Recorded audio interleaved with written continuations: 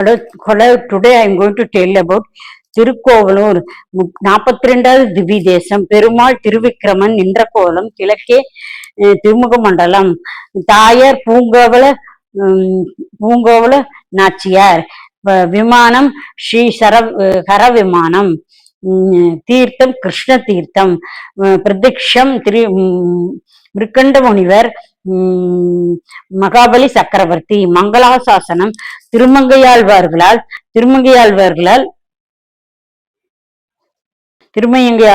பூதத்தாழ்வார், பொய்கையாழ்வார் 21 பாசங்கள் பாடியுள்ளார்கள். திருவண்ணாமலை விருப்புலை மார்க்கத்தில் 30 கிலோமீட்டர் தொலைவில் உள்ளது. இரண்டுமே 42வது திவ்ய தேசம் திருக்கோவலூர் ஆகும்.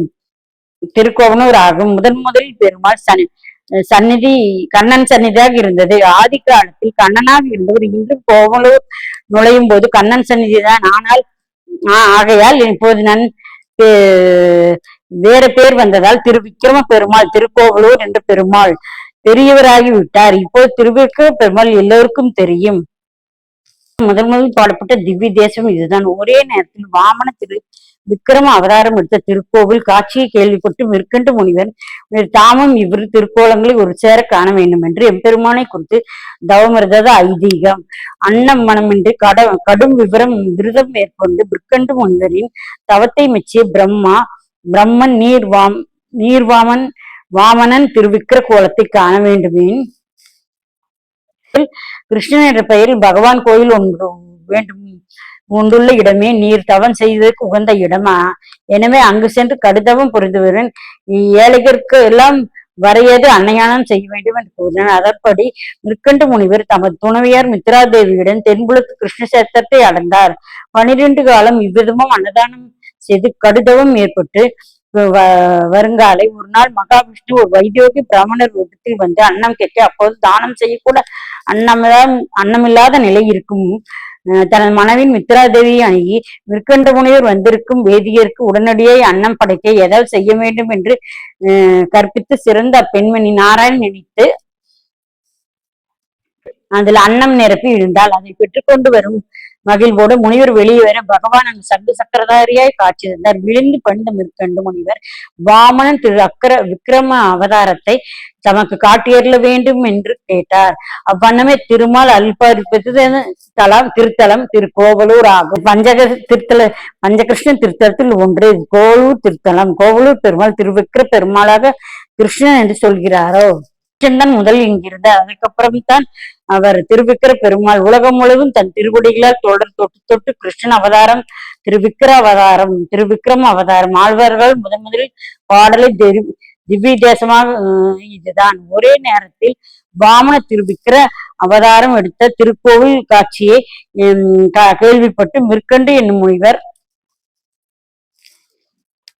திருக்கோவலூரில் கட்டுண்டு சொட்ட அவதாரம் கிருஷ்ண அவதாரம் எல்லா கோபியரிடம் ராஜகிரீடை செய்து பூரா சொட்ட அவதாரம் எடுத்து அவதாரம் உலகமே தொட்ட அவதாரம் திருவிக்கிரமுடைய அவதாரம் உலகத்தையெல்லாம் தாண்டி அளந்தார். மிருக்கண்டு மகரிஷிக்கு தரிசனம் செய்ய ஆசைப்பட்டார். அன்று வாமன மூர்த்தியாகவும் திருவிக்கிரமூர்த்தியாகவும் மகாபலிக்கு காட்சி கொடுத்துள்ளார்.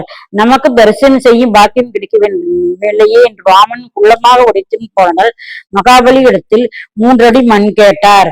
பிரார்த்தனை செய்தார். கிடுகிடுவென்று திரு விக்கிரம பெருமாள் ஒரு அடியில் உலகத்தை அளந்து மற்றொரு அடியில் மேலோகத்தை அளந்தார். காலிச்சீர விண்ணகரத்தில் தடாலா வாவா, வெண்ணெய் உண்ட தடாலா வாவா, தவிட்டுப்பானைக்கு தடாலா வாவா, பெருமாளை ஓடி வந்தார் அல்லவா. அங்கு செல்லும் போது இடது கையில் திருவழியிலே மேலே தூக்கி கொண்டு 3வது எங்கே வைப்பது என்று இடது கையால் கேட்டார். நேர்மாறாக இந்த தளத்தில் பெருமாள் வலது கையில் தான் என்ன என்று கேட்டார். கையில் பிடித்து கொண்டு இருக்கும் சங்கு சக்கரம் கூட மாறி இருக்கும். வலது கையில் ஆளி இடக்கையில் சங்கு இருக்கும் என்றவல்ல, வலது கையில் சங்கு இடது கையில் சக்கரம் பிடித்துக் கொண்டிருப்பார். மிருக்கண்டு மகரிஷி தரிசனம் செய்ய ஆசைப்பட்டு அவருக்காக காட்சி கொடுத்து இடம் இது. மகாபலி சக்கரவர்த்திக்கு நமச்சி என்ற ஒரு பிள்ளை என் தகப்பனாரும் சின்ன காலை காட்டுவிட்டு பெரிய காலால் அளந்து விட்டார். இந்த மாதிரி வஞ்சகம் பண்ணால் என் தகப்பனாருக்கு தெரியாது இந்த வஞ்சகம் எல்லாம். முதலிருந்து சின்ன காலால் அளக்க வேண்டும் என்று கூறினான். அப்படி கேள்விக்கெல்லாம் பதில் சொல்லுவது கிடையாது. அளந்தாகி விட்டது. ராஜ்யம் என்னுடையது, இந்திரனிடத்தில் கொடுத்தாகி விட்டது வைத்து அமுத்தி கொண்டு தேவர்களுக்கெல்லாம் காட்சி கொடுத்து கொண்டு மிற்கண்ட மகர்ஷிக்கும் பிரார்த்தனை இங்கே பெருமாள் எழுந்திருந்தார். வர்ணமிடத்தில் மிகவும் ஆச்சரியமான என்னவென்றால் அவரை தரிசனம் செய்யும் போது கொண்டே இருக்கலாம். அந்த திருமேனி உதறி இருக்கும் சிவப்பும் நீலம் பச்சை இருக்கும் சங்கும் சக்கரமும் அற்புதமான திருக்கோலத்தில் பெருமாள் அருள்பாலிக்கிறார். இந்த திருக்குமருடைய பிரகாரத்தில் வந்தால் ஒரு விஷ்ணு துர்கா கோவில் உள்ளது. கற்புடைய மடக்கண்ணி கோவில் பூங்கலூர் தொழுது போதும் நெஞ்சே என்று திருமங்கையாழ்வார் பாடியிருக்கிறார். கற்புடைய மடக்கண்ணி கவர்பூண்ட இவர் யார் என்று தெரியுமல்லவா? கண்ணனை பிறந்த போது அஷ்டமியில் தங்கை பிறந்தாள். அந்த தங்கை தான் இந்த யசோதைக்கு பிறந்த பெண் இவள். கண்ணனை கொண்டு வந்து அங்கே யசோதையில் விட்டு அங்குள்ள பெண்ணை தூக்கி கொண்டு கரையில் வந்து சேர்ந்தாள் அல்லவா? அந்த பெண் குழந்தைதான் இந்த விஷ்ணு துர்க்கை. அம்பா, அம்பிகை, காளி, சண்டிகா அவள் எப்போதும் கண்ணனை காப்பாற்ற வேண்டும் என்றும் அங்கே இருக்கிறாள். திருவிக்கிரம பெருமாளுக்கு கூட பிறந்தவர்கள் இல்லையல போச்சே இதிலிருந்து இது கிருஷ்ண திருத்தலம். அது பிறகுதான் திருவிக்கிர பெருமாள் வந்து சேர்ந்தார்.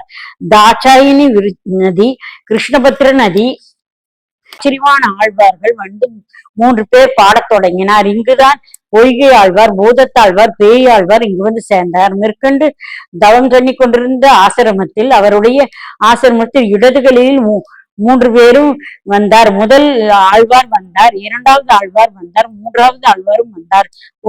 ஒருவர் படுக்கலாம், 2 இருக்கலாம், 3 நிற்கலாம். எப்போதும் சௌக்கியமாய் இருந்தார்கள். வெளியே மழை கொண்டு உள்ளே 3 பேரும் வந்தது. ஆனால் 10 பேர் இருப்பதை போல தெரிந்தது. பொய்கையாளர் விளக்கை ஏற்றினார். அங்கே இடர்களெல்லாம் போகட்டும். முதல் திருவந்து 100 பாசங்கள் பாடினார். அடுத்தது பூதத்தாழ்வார் விளக்கை ஏற்றினார். அதை பெருமாள் 2 விளக்கு பெரிதாகி எடுத்து பார்த்தவுடன் இந்த விளக்கு வெளிச்சத்தில் யாரென்று பார்த்தார். சிறுமன் நாராயணன் வந்திருக்கிறார் என்று 3 பக்தர்கள் வந்தவுடன் நாமும் அவர்களுடனே இருந்து இடிபாடன் என்பதற்காக பெருமாள் வந்தார். பேயாழ்வார் இந்த பெருமாளை பார்த்து விட்டார். திரு மகாலட்சுமி கண்டேன், இங்கு சங்கர சக்கரத்தை பார்த்தேன். இந்த கோவில் கர்ப்ப கிரகத்தில் மிருகண்டு மகரிஷி ஆசிரமத்தில் ரோலில்தான் எங்கே தோன்றினாரோ அங்கே பெருமாள் இருக்கிறார். முதல் ஆழ்வார்கள் 4000 பாடத் தொடங்கிட்டு இந்த திருக்கோவலூரில் தான். இந்த திருத்தலத்திற்கு எவ்வளவு பெருமை இருக்க வேண்டும். தேவ கசாலன் என்ற பெருமாளுக்கு திருநாமம். தேவகலரசின் சத்திரம் இந்த வேதாந்த தேசிகன் பாடியிருக்கிறார். கண்ணன் தான் கரும்பு சாறு 3 ஆழ்வார்கள் பாடிய பிரபந்தம் தான். 3 ஆழ்வார்களின் சக்கரத்தில் மாட்டிக்கொண்டு பெருமாள் இன்றும் நினைத்து இனித்து கொண்டு இருக்கிறார். திருக்கோவலூர் இடைகளன் பெருமாள், பூங்கவல் நாச்சியார், புஷ்பவள்ளி தாயார், உற்சவர் ஆயினார் திருநாமம்.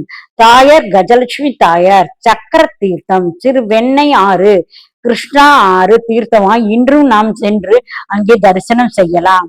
இந்த திருக்கோவிலூர் தான் முதலில் 4000 பிரபந்தம் பாடப்பட்டது. ஆழ்வார்கள் பல்லாண்டு பாடி எம்பெருமானை துதிக்கின்றனர். இது ஒரு நடுநாட்டு திருப்பதி. 2வது நடுநாட்டு திருப்பதி முற்றப்பட்டது. ஓம் ஸ்ரீ பூங்கவல் நாச்சியார் சமேத ஸ்ரீ விக்ரம ஆயினார் சுவாமியே நமக. Okay friends, bye. Please subscribe my channel. Okay, bye. Please subscribe my channel. Okay, bye.